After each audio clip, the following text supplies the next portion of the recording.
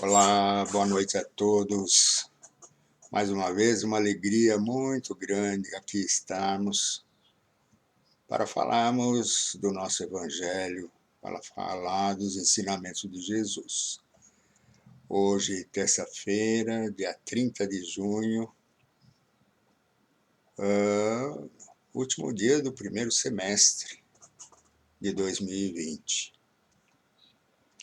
E hoje nós vamos falar de um tema bastante interessante, em que Emmanuel aborda os sinais do Cristo. E nesse instante eu vou convidando a todos, companheiros, amigos, a todos os irmãos que nos acompanham nesse Evangelho, para que possamos elevar nossos pensamentos, buscar a tranquilidade interior, buscar pensamentos de bem-estar, de otimismo, de alegria, nos sintonizando com as boas vibrações do plano espiritual, com as boas vibrações emanadas pelos nossos irmãos do plano espiritual, e que possamos ser inspirados, intuídos, no sentido de buscarmos a melhor interpretação da lição desta noite. Que assim seja. Então vamos, como temos dado sequência ao nosso estudo, ao livro Caminho, Verdade e Vida, a psicografia de Franciscano Xavier, editado pelo seu grande amigo, mentor, Emmanuel.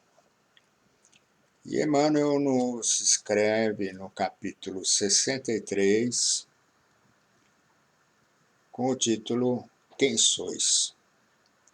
Emmanuel foi buscar a motivação para a escrita, o ditado, logicamente, a escrita de Francisco Xavier, no capítulo 19 de Atos, versículo 15, o seguinte: Quem sois? Mas o espírito maligno lhe respondeu: Conheço a Jesus e bem sei quem é Paulo. Mas vós, quem sois? Atos, capítulo 19, versículo 15. Atos é um relato das várias atividades que os apóstolos empreenderam ao longo da caminhada junto com Jesus, né? E nesse capítulo em particular, fala dos joanitas, ou seja, aqueles que foram batizados por João. E no capítulo 19 nós temos o seguinte, onde está inserido esse versículo. Diz-nos o seguinte: os joanitas de Éfeso.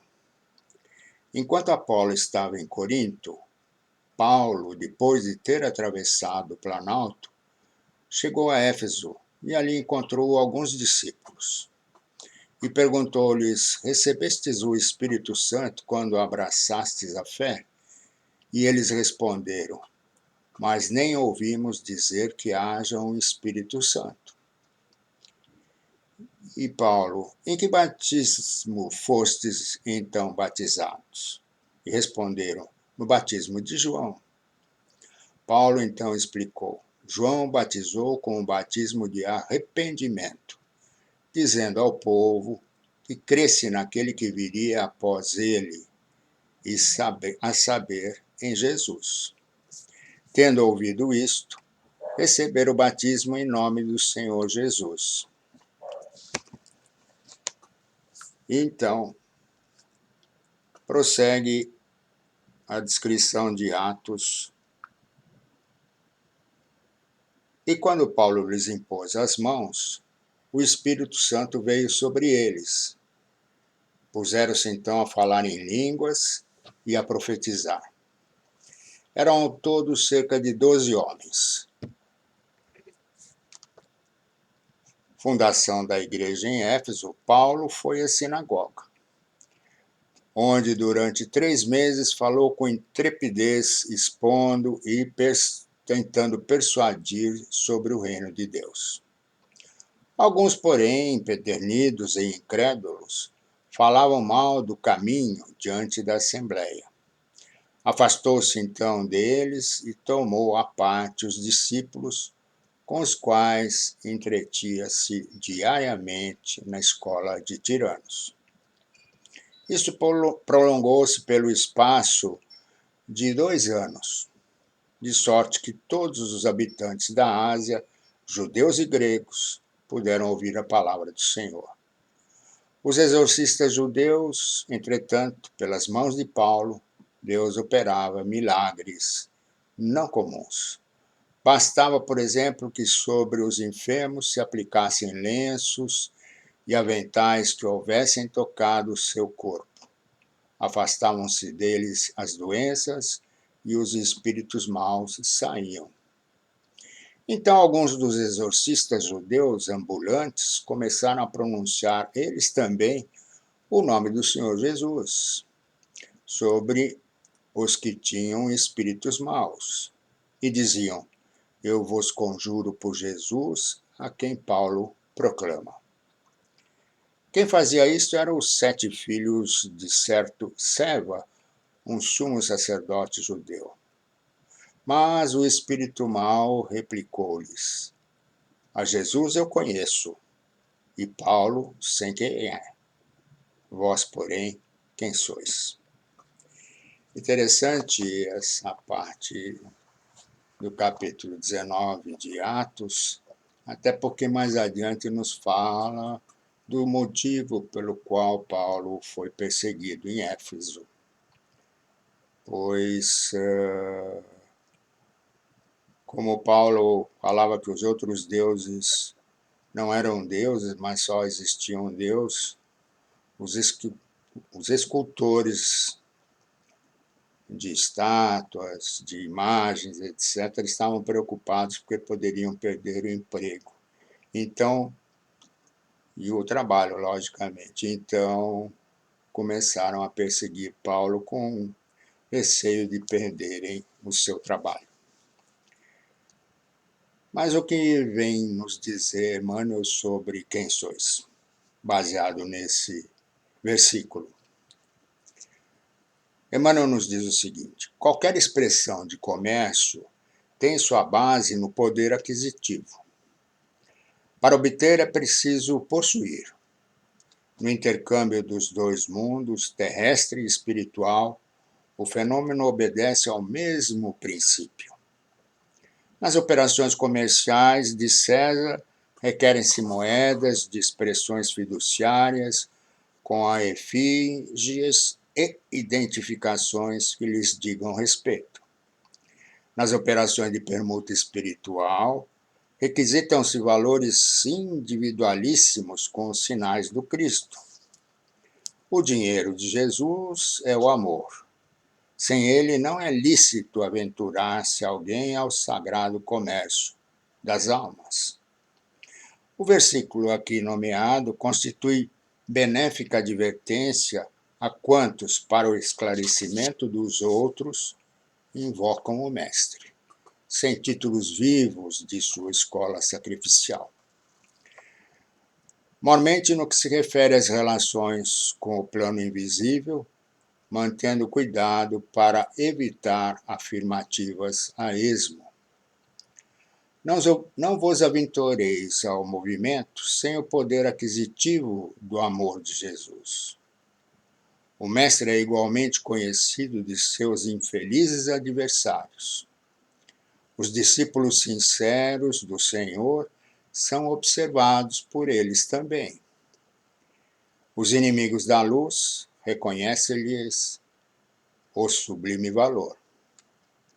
Quando vos dispuserdes, portanto, a esse gênero de trabalho, não duvideis da vossa própria identificação, porque, provavelmente, sereis interpelados pelos representantes do mal, que vos perguntarei: quem sois?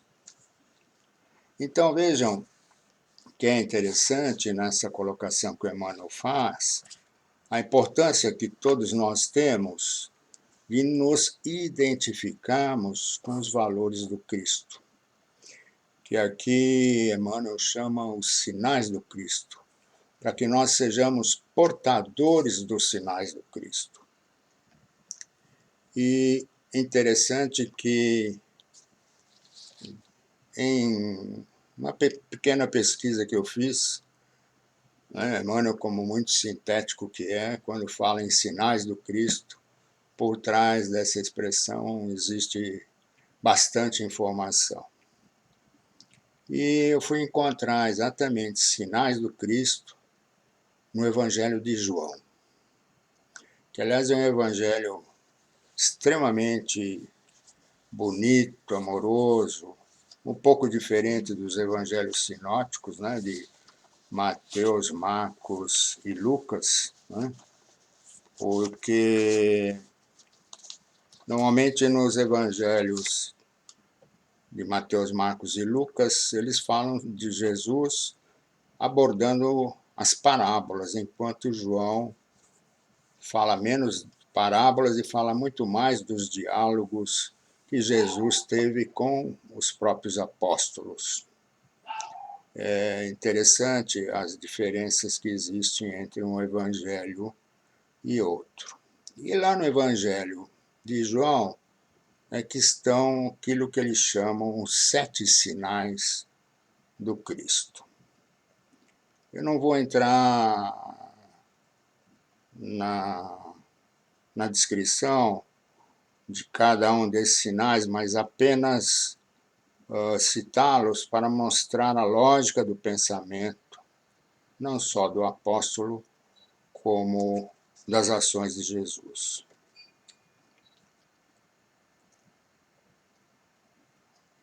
Quais são esses 7 sinais, ou sinais do Cristo, que nós deveremos portar para ter condições de responder àqueles irmãos que ainda não acreditam ou que ainda se comprazem em estar, como diz Emmanuel aqui, pelos representantes do mal, que nos perguntarão quem sois, e nós podemos dizer somos discípulos do Cristo, não é? E nos fazemos conhecidos pelas nossas atitudes, pelos nossos comportamentos, pelos nossos pensamentos, pelos nossos exemplos, principalmente. Então, quais são esses 7 sinais? Primeiro, as bodas de Caná. Segundo, a cura do filho de um funcionário. Terceiro, a cura do paralítico. Quarto, a multiplicação dos pães. Quinto, caminhar sobre as águas. Sexto, a cura do cego de nascença. Sétimo, a ressurreição do Lázaro. E quais são esses sinais que nós podemos extrair de cada uma dessas passagens citadas nos evangelhos? As bodas de Caná demonstram a grande amizade que Jesus tinha pelo noivo, pois ele transforma a água em vinho uma vez que o vinho havia acabado. E como sabemos, antigamente as bodas eram uma festa comemorada durante uma semana, durante 7 dias. E, logicamente, durante todo esse período, o consumo de comidas e vinho era muito grande. E o vinho havia se acabado. E Jesus, numa demonstração de amizade, transforma a água em vinho.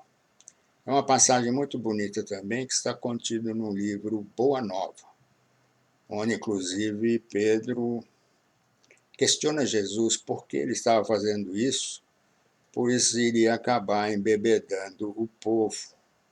E Jesus lhe responde: Pedro, não sabeis quão importante é poder servir a um amigo. Então, fica aqui o primeiro sinal do Cristo: amizade. Servir a um amigo. E quem é um amigo? É o nosso próximo. Portanto, a amizade, a possibilidade de servir é um dos sinais. Quando ele fala em cura, nós temos aqui, no caso, 3 curas. Cura do filho do funcionário, do paralítico e a cura do cego de nascença. O que isso representa? Representa exatamente saúde, cuidado, atenção, amparo. Então, quando nós encontramos alguém doente, seja familiar, ou seja amigo ou conhecido, o que nós temos a predispor? A predispor a ajudar, a amparar, a consolar. E se nós formos profissionais de saúde, a ajudar no restabelecimento da saúde desse irmão. Novamente, aqui está contido não só o amor e o cuidado para com o próximo, como também a continuação do serviço, do servir, da servidão. Lembrando que Jesus sempre dizia que ele não veio aqui para ser servido, mas para servir. A outro aspecto, outro sinal, é a multiplicação dos pães. E a multiplicação dos pães, quando fala em pão, nos liga à fome, à alimentação. E aqui a multiplicação dos pães, realizada por Jesus, não é simplesmente o pão como alimento físico, mas o pão espiritual. E essa multiplicação deve ser feita cotidianamente. Porque multiplicar o pão, não só nós dividimos o nosso alimento com o nosso próximo, mas dividimos também o alimento espiritual com o nosso próximo. No sentido de exortá-lo, de encorajá-lo, de ampará-lo.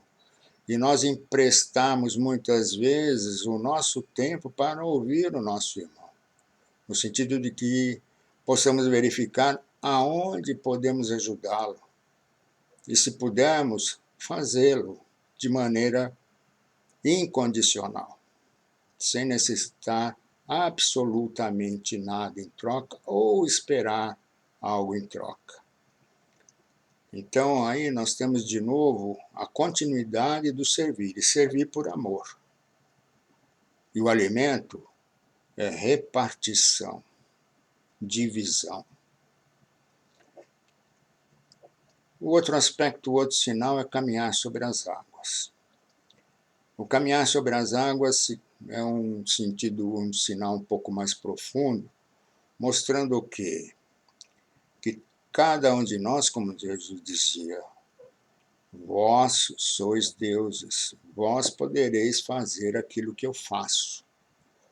Mas esse vós sois Deus e podereis fazer aquilo que eu faço é no sentido de preparai-vos, buscai o conhecimento, para que possam, dessa forma, ter as condições, as habilidades de fazer aquilo que eu faço, de se educar, de crescer intimamente, espiritualmente, intelectualmente, para saber como utilizar tudo aquilo que Deus nos coloca à nossa disposição, mas utilizar para o bem, não para o mal, para o bem, no sentido de estarmos servindo sempre ao próximo, como Jesus fez para conosco quando aqui esteve. E o outro sinal extremamente importante é a ressurreição. A ressurreição do Lázaro é exatamente a notícia que Jesus, antes da sua própria ressurreição, nos anunciava a possibilidade, nos anunciava a realidade da continuidade da vida. Ou seja, mostrando assim que a nossa passagem terrena era um breve tempo em que nós deveríamos aproveitar a educação moral e espiritual de nossa passagem pela Terra, interagindo com os nossos irmãos, interagindo dentro da nossa própria família, buscando conhecimento e no caminhar de um permanente aprendizado, para que assim nós possamos evoluir ao longo de nossas vidas. Isso veio mais tarde culminar com a própria ressurreição do Cristo, logo após ser crucificado. E aqui é importante nós salientarmos o seguinte: tem uma passagem que Cristo fala que ele destruiria o Templo de Jerusalém e em 3 dias ele estaria reerguido. Vamos entender o significado, porque na realidade é uma metáfora. Não é que ele destruiria o templo e em 3 dias seria reerguido. Não é o templo de Jerusalém, é o próprio templo.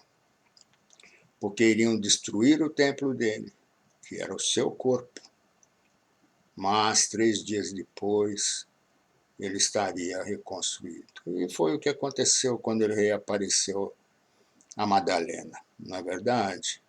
Mostrando o quê? Que a vida continua, que ela tem continuidade, que na realidade o nosso corpo é o templo que Deus nos cedeu. Pois se o coração abriga todo o amor, toda a consciência, ela não deixa de ser a arca da aliança, a arca da aliança de Deus para conosco. Pois é dentro do nosso coração e da nossa consciência que estão os mandamentos e as leis de Deus. E toda vez que nós desobedecemos essas leis, nós temos o absoluto conhecimento de que isso ocorreu. Portanto, essa aliança é indestrutível, pois somos criaturas divinas, somos criações de Deus, nosso Pai. E Jesus veio exatamente demonstrar esse aspecto. Mas voltando ao que Emmanuel nos fala nesse capítulo Quem Sois. Quem sois e que nós tenhamos condições de responder.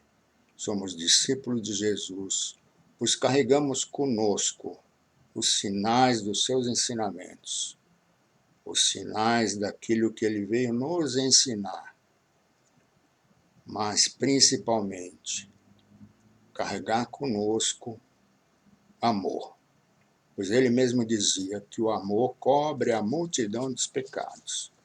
Isso me faz lembrar Paulo, que é citado aqui em Atos, né? O grande apóstolo de Jesus, quando percorreu todo o sul da Europa, da Ásia, pregando, fundando igrejas.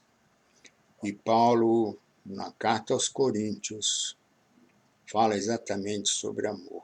No capítulo 13, versículo 1, vale a pena relembrar, onde ainda ele nos diz: ainda que eu falasse as línguas dos homens e dos anjos, e não tivesse amor, seria como o metal que soa, ou como o sino que tine.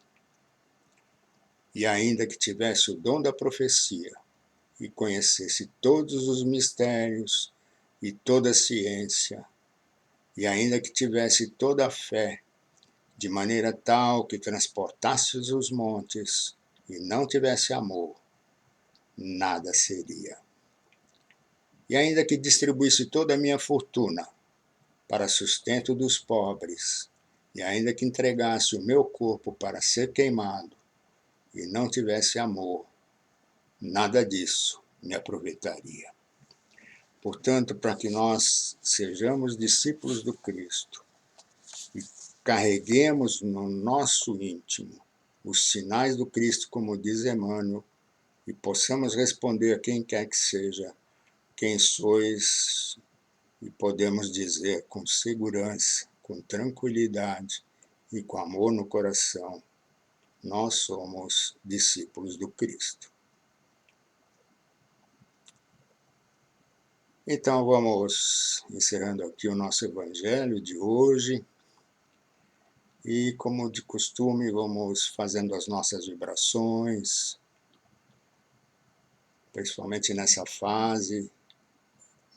E eu vou pedindo então para que todos possam juntamente vibrar uma luz muito intensa, muito brilhante, que vai envolvendo todo o nosso planeta Terra, trazendo a paz, trazendo a saúde para toda esta humanidade, levando o entendimento, a concórdia a todos os países que se acham em conflito,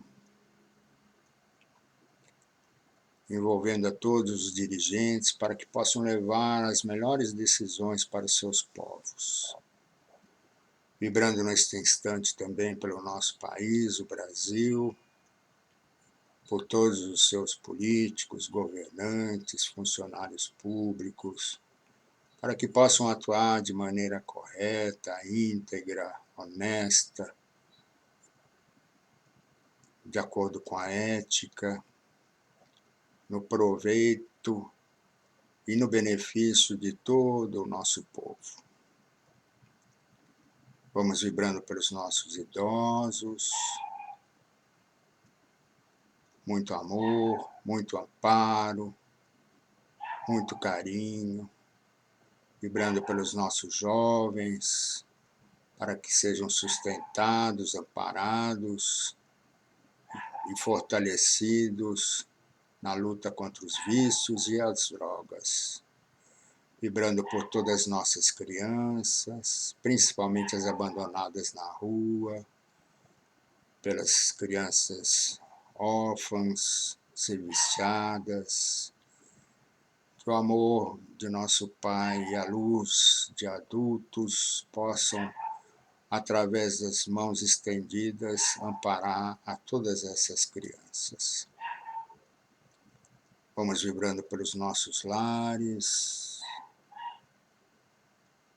muito amor, muita paz, muita luz, muita saúde, para que possamos estar fortalecidos na ajuda mútua, no amparo dos nossos familiares, dos nossos amigos, na certeza de que o amor de Jesus e a sua infinita misericórdia e compaixão estão presentes para que todos possamos atravessar da maneira mais proveitosa possível a cada um toda essa fase que se nos apresenta.